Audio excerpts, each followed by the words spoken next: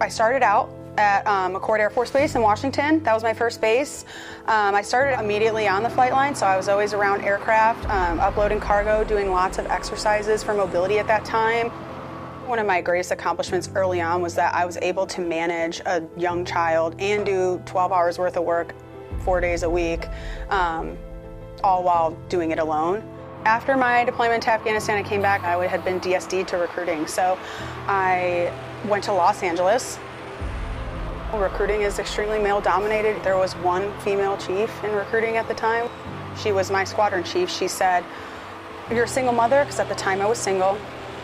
She was like, "I probably wouldn't have hired you."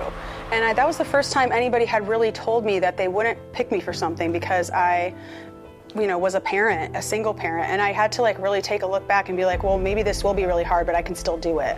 So those 4 years were really trying, but I did meet my wife. We got married there. After that, I came back to the career field and came to Andrews. I just have a lot of life lived in a shorter time in 15 years that gives me an interesting perspective to help airmen around me.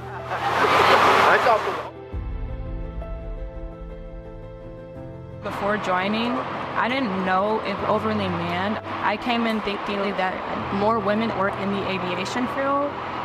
When I came to the squadron, when I came to Air Force 3, I was very surprised to see that.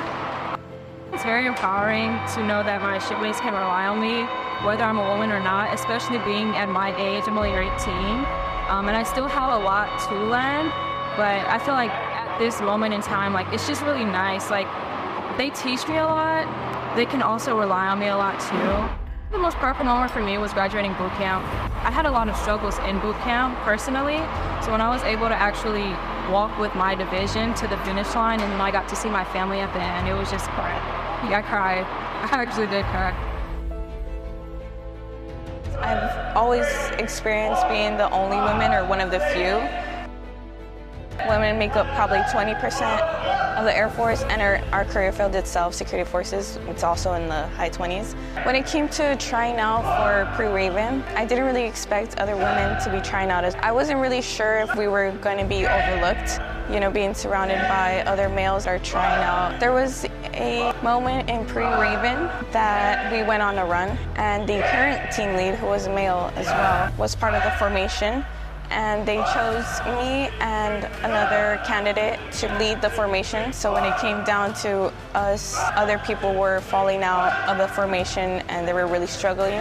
And because I was in the front and didn't stop once, that's when they made me a team lead, which was, it really connected the fact that whether you're male or female, it doesn't really matter. You can be in a position of leading a group of people. The military has been, very challenging in many different ways, and overcoming it has taught me a lot about myself. And I've gained a lot of respect for myself as well, and I feel like now my outlook on life is I can accomplish anything I put my mind to.